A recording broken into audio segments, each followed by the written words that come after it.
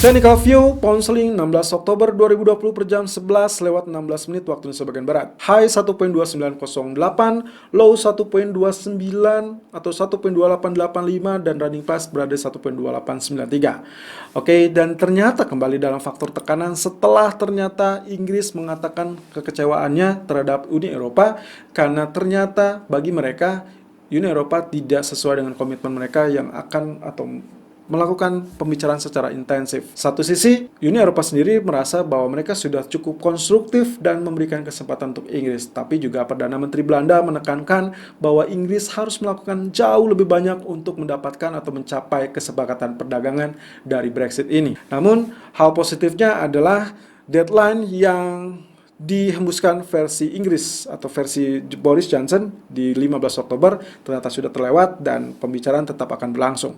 Tapi fluktuasi tetap akan berkisar dengan pembicaraan tersebut. So, harap berhati-hati, teritorinya saya rasa cukup lebar kali ini meskipun kita menggunakan garis ini.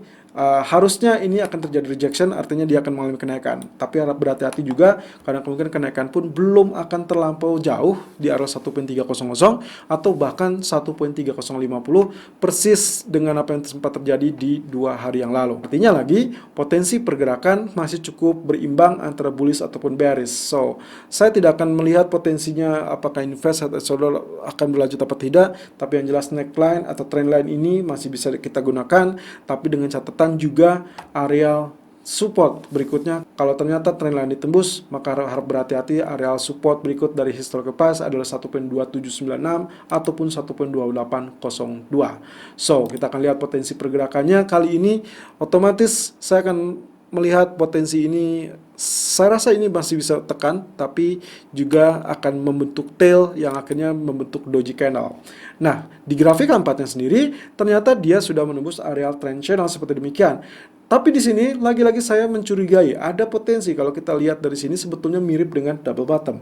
Tapi dikarenakan kita sudah terlanjur menggunakan dengan skema dari trend channel ini, dikarenakan dia sudah tembus lalu kemudian dia menemui area historical price, maka itu dia wajar tertahan, berarti dia akan terjadi pullback terlebih dulu, dan pullback yang akan disoroti adalah kurang lebih area ini. Area support yang sebelumnya dari support trend line atau trend channel, kemudian juga area support atau resisten dari historical price 1.2940.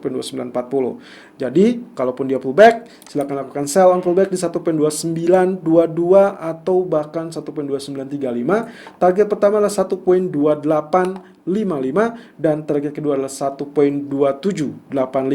Stop loss silakan gunakan kurang lebih di teritori 1.3000. Selalu gunakan stop loss dan risk management sesuai dengan equity dan strategi trading Anda. Irfan untuk Agrodana.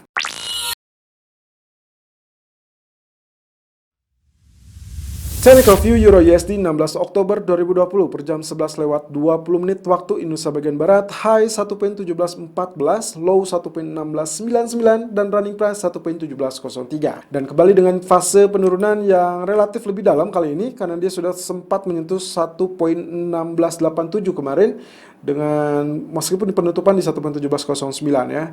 Artinya ambiguitas dari apa yang sempat dibicarakan sejak awal pekan lalu tentang kebijakan moneter ataupun kebijakan dari bank sentral. Dalam hal ini statement-statement yang bergulir baik itu dari Christine Lagarde sebagai presiden ECB ataupun para pejabat official lainnya cenderung meragukan dan juga membuat euro nampaknya terlampau berat untuk mengalami kenaikan kembali.